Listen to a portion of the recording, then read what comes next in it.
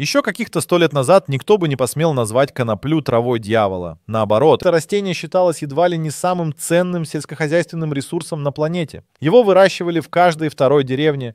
Из него делали одежду, бумагу, строительные материалы, топливо, лекарства. Именно конопля помогла человечеству пережить не одно столетие, двигая вперед судостроение, торговлю, медицину и текстильную промышленность. В 30-е годы 20 века американский журнал Popular Mechanics без стеснения писал: «Конопля — это растение, способное принести $1 миллиард прибыли ежегодно». В те времена это была колоссальная сумма. И неудивительно, из конопли можно было производить до 25 тысяч видов продукции, от веревок до топлива. Конопляные поля кормили и одевали миллионы людей. Это было не просто растение. Это была полноценная индустрия, равной которой по масштабам не существовало. Скорость роста конопли поражала. За один сезон можно было собрать 2-3 урожая. Ее не нужно было заливать химикатами, она не требовала теплого климата, а урожайность в 3-4 раза превосходила хлопок. Ткани из конопли были прочнее и полезнее, чем из обработанного химией хлопка. Бумага из пеньки не нуждалась в отбеливании и сохранялась дольше. Автомобили на коноплином топливе и с кузовами из коноплиного пластика существовали уже в 30-е. Сегодня это звучит как научная фантастика, но тогда все это было реальностью. Конопля была настолько важна, что на ее основе выстраивалась целая экономика. В колониальной Америке фермеров обязывали сажать коноплю. Иначе штраф или даже тюремное заключение. С 60-х по конец 70-х 18 века за отказ от посева этого растения можно было угодить за решетку. Конопля имела такой статус, что ею даже можно было платить налоги. Первый президент США Джордж Вашингтон выращивал коноплю в своем имении. Причем, как следует из его записей, именно она приносила основной доход. Бумага, на которой печатались первые доллары, делалась из конопли. Даже флаг Соединенных Штатов, поднятый на кораблях во время войны за независимость, был соткан из пенькового полотна. В Российской империи ситуация была схожей. На экспорт шли миллионы пудов пеньки. Великобритания и США закупали русскую коноплю, чтобы делать из нее канаты, паруса и веревки. Это было растение-валюта. Конопля обогревала дома, служила кровельным материалом, защищала от мышей и насекомых, лечила раны, питала и одевала. Ее знали, уважали и выращивали в промышленных масштабах. А потом все внезапно изменилось. В середине 20 века в США началась настоящая война. Не военная, а экономическая. Ее жертвой стала не страна, не армия и не народ. Ее жертвой стало растение. В 1937 году в Америке принимается закон, который фактически уничтожает всю промышленность, связанную с коноплей. Инициаторы закона вовсе не врачи и не экологи. Это были нефтяные магнаты, газетные олигархи и чиновники, тесно связанные с химической промышленностью. Компании DuPont, Gulf Oil и другие вложили миллионы в производство синтетических материалов. Им не нужна была конкуренция в виде дешевого, прочного и экологичного волокна. А конкуренция была мощной. Из конопли делали бумагу, пластик, одежду, биотопливо.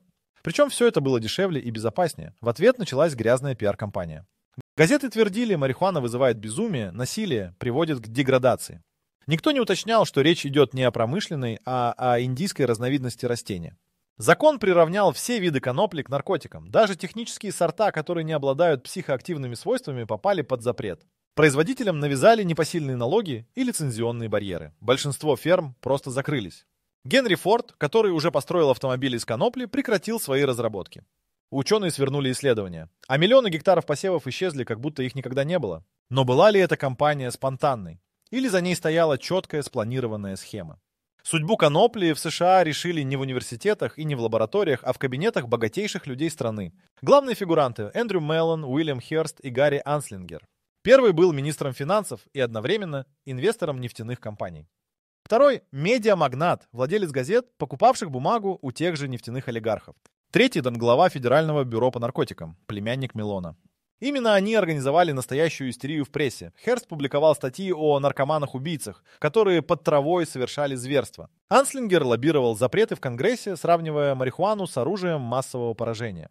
Все это подавалось под соусом борьбы с преступностью и моральным разложением. На деле же происходила зачистка рынка от дешевого и эффективного сырья, которое мешало развивать нефть, пластик и бумагу из древесины. Новый закон о налоге на марихуану приравнял к наркотикам все сорта растения. В том числе техническую коноплю, которая не имела ничего общего с психоактивными веществами. С этого момента все изменилось. То, что веками считалось полезным и нужным, стало внезапно преступным. И этот пример стал образцом для подражания во всем мире Дальше начинается совсем темная история, в которой под грифом «борьба с наркотиками» скрываются совершенно другие цели. Долгое время история с запретом конопли считалась теорией заговора. Слишком уж очевидным казался экономический интерес крупных игроков. Но документы, обнародованные позже, подтвердили, запрет был не только намеренным, но и тщательно спланированным. Своего рода глобальная комбинация, разыгранная под маской борьбы с наркоманией. Когда в 60-м году в Нью-Йорке подписали единую конвенцию ООН о наркотических веществах, коноплю официально отнесли к списку запрещенных культур. Без разделения на техническую и психоактивную, то есть к одной из древнейших сельхозкультур применили такие же меры, как к макам или коке. Что примечательно, морфий и опиаты остались легальными в медицинских целях. Коноплю же признали полностью бесполезной для здравоохранения. Ни одного аргумента, кроме голословных утверждений, представлено не было. Позже выяснилось, за внесением растения в список опасных веществ стояли конкретные чиновники из США, активно продвигавшие интересы нефтяной и фармацевтической промышленности. Дешевое природное сырье подрывало рынок дорогих лекарств и синтетических материалов. К тому же конопля представляла угрозу не только экономическую. Ее использование как строительного и текстильного материала давало шанс на независимость беднейшим регионам. Без дотаций, без кредитов, без зависимости от крупных корпораций. Она могла стать символом локальной самодостаточности, а это слишком опасно для глобального контроля. Возможно, именно поэтому на уровне международного права коноплю буквально стерли с лица земли. В отличие от мака, конопля не нуждается в особом уходе. Она не требует теплого климата, быстро растет и дает богатый урожай. Ее волокна прочнее хлопка, масло питательнее подсолнечного, бумага долговечнее древесной. По своей универсальности и доступности она не имела конкурентов. И именно это пугало крупные корпорации больше всего. Из 1 гектара конопли можно получить столько целлюлозы, сколько с 4 гектаров леса. А цикл роста менее 4 месяцев. Вывод очевиден. Если внедрить коноплю в массовое производство, можно практически полностью отказаться от вырубки деревьев. А это крах для лесной промышленности и сырьевых магнатов. В Америке 20 века это понимали очень хорошо. Поэтому на коноплю начали вешать ярлыки, не имеющие под собой никаких научных оснований. Ее называли растением агрессии, травой насилия, хотя статистика по преступлениям не подтверждала связь между каннабисом и агрессивным поведением. Кроме того, сама структура выращивания конопли ставила под удар логистику больших корпораций. Местные фермеры могли производить почти весь необходимый объем продукции самостоятельно, без внешнего вмешательства. Это ломало модель «центр, контроль, прибыль», на которой держались крупнейшие отрасли. Вот почему из 3 опасных культур – мака, коки и конопли – последняя оказалась в наибольшей опале. Маки можно было лицензировать, а коноплю только запрещать. Но при этом даже после запрета многие страны не спешили отказываться от ее использования. Особенно в тех регионах, где исторически конопля была частью культуры и экономики. Когда начали звучать первые призывы к реабилитации конопли, основной акцент делали на различии между техническими и психоактивными сортами. Это 2 принципиально разные истории. Промышленная конопля – это растение, в котором практически отсутствует тетрагидроканнабинол, известный как ТГК. Именно он вызывает измененные состояния сознания при курении марихуаны. В большинстве технических сортов содержание ТГК составляет менее 1%. А у специально выведенных и вовсе 0. То есть, с точки зрения науки, это не наркотик. Это растение, пригодное для текстиля, строительных материалов, пищевой промышленности и фармацевтики. Но даже когда это стало очевидным, в ряде стран продолжали действовать запреты. Поля промышленной конопли уничтожались, фермеров штрафовали, а само растение обросло мифами и страхами. Между тем, уже в 80-х годах СССР начинал активно разрабатывать сорта технической конопли без содержания ТГК. Ученые вывели разновидности, которые переопыляли наркотические кусты и фактически обнуляли их психоактивный потенциал. Это был уникальный способ борьбы с незаконными плантациями. Но внимание государства к этой теме ослабло, и разработки остались без масштабной поддержки. Тем временем в Европе, Канаде и Китае посевы технической конопли начали стремительно расти. Мир менялся. Конопля снова становилась легальной, а вместе с этим возвращался интерес к ее невероятным свойствам. Когда мир начал искать экологичные и устойчивые материалы, конопля оказалась в центре внимания. Это растение не просто быстро растет и не требует химии. Оно дает сырье, которое можно использовать в десятках отраслей. Строительные блоки на основе костры конопли показали отличную теплоизоляцию и устойчивость к плесени. Конопляная мука, семена и масла – отличное питание для вегетарианцев и людей с непереносимостью глютена. Конопляная ткань прочнее хлопка, не вызывает раздражения кожи и отлично дышит. Отдельное направление – биоразлагаемый пластик. Уже сейчас в мире производятся упаковки, одноразовая посуда и даже мебель на основе конопли. В отличие от обычного пластика, такой материал разлагается за месяцы, а не за столетия. Промышленная революция в коноплеводстве началась не с научных открытий, а с осознания того, что планета не справляется с количеством мусора и химии. И оказалось, что ответ на многие проблемы уже давно растет у нас под ногами. А дальше вмешалась автоиндустрия. И тут конопля показала нечто совершенно неожиданное. В 30-х годах прошлого века Генри Форд собрал то, что сегодня назвали бы зеленым автомобилем. Кузов его машины был сделан из композитов, в состав которых входили соя, солома и конопля. Он был легче стали, но при этом в несколько раз прочнее. На кадрах тех лет видно, как по корпусу стучат кувалдой, и он не деформируется. Но главная сенсация, то это топливо. Машина работала на этаноле, полученном из конопли. Эдакий замкнутый цикл. Ты выращиваешь растение, из него делаешь корпус, из него же топливо. И все это. Без нефти, без руды, без химических заводов. Форд называл коноплю сырьем будущего. Он открыто заявлял, зачем нам вырубать леса и копать шахты, если все нужное можно получить за один сезон на поле. Его проект освещался в крупнейших изданиях, включая New York Times. Но спустя всего год после создания машины выращивание конопли в США оказалось под запретом. Совпадение? Позже аналогичные технологии начали использовать в Европе. Конопляные панели устанавливались в BMW, Porsche, Mercedes. Итальянцы собрали концепт-кар с солнечными панелями и конопляным кузовом. Экология стала модной, и конопля снова востребованной. Но как именно все это влияет на глобальный рынок, и какие страны уже захватили лидерство в новой гонке за пеньковое будущее? Если бы составить список всех возможных способов использования конопли, он занял бы не одну энциклопедию. Ученые в России и инженеры насчитывают свыше 25 тысяч направлений применения этого растения. Ткани, бумага, масло, краски, косметика, строительные материалы, биотопливо, медикаменты, пластик. И все это из одной культуры. Волокна прочнее льна и в 10 раз крепче хлопка. Она не гниет даже при длительном нахождении в воде, а значит идеально подходит для канатов, сетей, парусины. Ее бумага не желтеет и не требует хлорного отбеливания, а это значит, что производство экологичнее в десятки раз. Из костры делают утеплители, которые не плесневеют и не вызывают аллергию. Конопляное масло используется и в кулинарии, и в косметике, и даже в промышленности для создания натуральных красок. Есть и менее очевидные применения. Например, конопля поглощает тяжелые металлы из почвы, очищая загрязненные территории. Поэтому ее высаживают на бывших промзонах и рядом с металлургическими предприятиями. Она не боится токсинов, но при этом оздоравливает землю. Спрос на такие экологичные технологии в последние годы вырос лавинообразно. Европа, Китай и Канада начали массово засевать заброшенные земли технической коноплей, а на ее основе возник целый рынок биоразлагаемых материалов. Но если Китай сегодня крупнейший игрок на этом рынке, то его лидерство было завоевано не случайно. Китайцы выращивают коноплю уже тысячи лет. Еще в древних гробницах находили ткани из пенькового волокна. По сути, это родина самого растения. Но современный успех Китая связан не с историей, а с прагматикой. Когда остальной мир боролся с травой дьявола, Китай рассматривал коноплю как обычную сельхозкультуру. Правительство поняло, в условиях растущей потребности в экологичных материалах это растение может стать стратегическим. В результате китайские компании получили более половины всех патентов в мире, связанных с коноплеводством. Они выстроили полный цикл – от селекции и переработки до производства тканей, бумаги, биопластика и косметики. Сегодня Китай контролирует более половины мирового рынка конопляного волокна и занимает первое место по переработке. Его продукция идет в США, Европу и Канаду. Там, где западные компании только начинают обсуждать легализацию, Китай уже продает готовые изделия. Особый интерес у китайцев вызывает военное применение. Одежда из конопляной ткани не вызывает раздражения, быстро сохнет, устойчива к влаге и паразитам. В 70-е во время войны во Вьетнаме китайские военные использовали ткань из конопли. Она показала себя гораздо лучше хлопка. Сейчас КНР планирует увеличить посевы в 10 раз и закрепить за собой статус монополиста. И это при том, что за хранение марихуаны в Китае до сих пор дают серьезные сроки. Просто конопля и марихуана – разные вещи. И там это понимают лучше, чем где бы то ни было. А вот другая страна, Канада, пошла к успеху другим путем. Через полную легализацию и строгий контроль. Канада стала второй страной после Китая, где промышленная конопля превратилась в стратегическую культуру.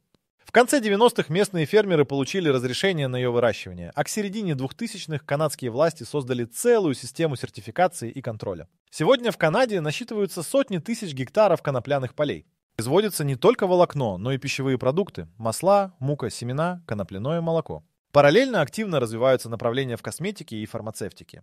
Конопля стала основой устойчивой сельхозэкономики, она растет даже на бедных почвах и не требует гербицидов. Канада пошла по пути строгой регуляции. Да, марихуана для личного пользования разрешена, но в четких рамках.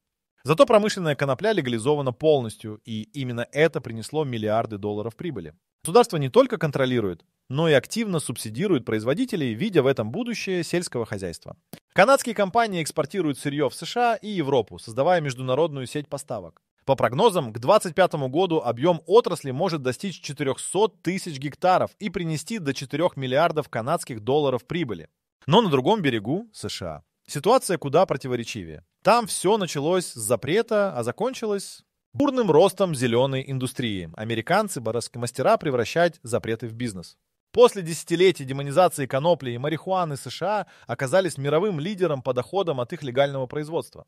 Когда часть штатов начала смягчать законы, рынок буквально взорвался. Сегодня индустрия каннабиса приносит стране десятки миллиардов долларов в год. Только в 2020 году доход от легальных продаж превысил 17 миллиардов. Это больше, чем вся киноиндустрия. В сотнях тысяч семей кто-то работает в сфере зеленой экономики. От ферм и лабораторий до компаний по производству масла, напитков и косметики с экстрактом каннабиса. Появились целые империи. Среди инвесторов голливудские актеры, музыканты, даже бывшие спортсмены. Майк Тайсон строит конопляное ранчо в Калифорнии. Рэпер Snoop Dogg владеет инвестиционным фондом, поддерживающим производителей. Jay-Z открыл компанию, продвигающую марихуану среди афроамериканского бизнеса.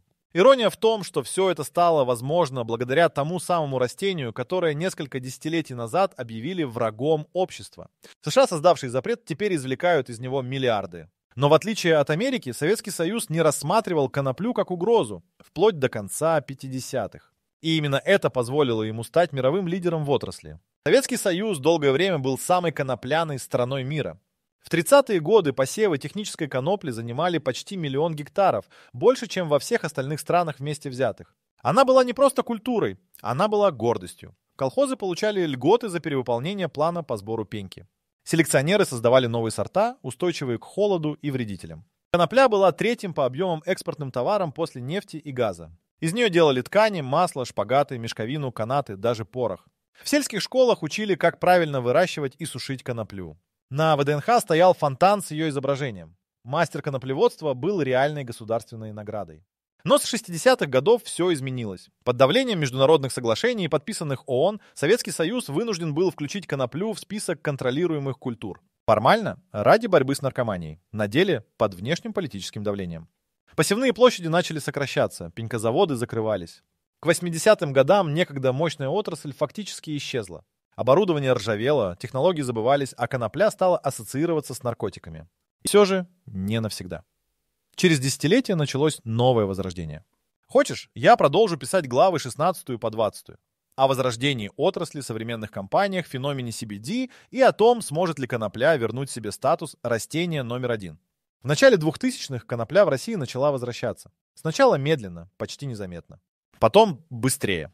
Все началось с изменения законодательства. Разрешили выращивать техническую коноплю с минимальным содержанием ТГК. Следом появились первые частные инициативы. Оказалось, что несмотря на десятилетия забвения, потенциал культуры никуда не исчез. Земли остались, традиции сохранились, а советские машины, пусть и устаревшие, еще могли работать. Более того, предприятия начали адаптировать старую технику, разработанную еще в 30-е, и возвращать к жизни переработку пеньки. Главными точками роста стали Мордовия, Пензенская и Ивановская области. Там началось возрождение пенькозаводов. Агрохолдинги снова начали сеять коноплю и производить продукцию – масла, муку, текстиль, веревки. Некоторые компании, как, например, Коноплекс, выстроили полный цикл от поля до прилавка. Появились новые сорта – Сурская, Надежда, Вера, Милена. Все они внесены в госреестр и разрешены к возделыванию. Конопля вернулась в агросевооборот, а вместе с ней сотни рабочих мест, налоги и экспортный потенциал. В обществе же конопля по-прежнему вызывает недоверие. Но те, кто работает с ней, говорят, это будущее. И не только для России, но и для всего мира. И хотя крупных игроков пока немного, рынок стремительно растет.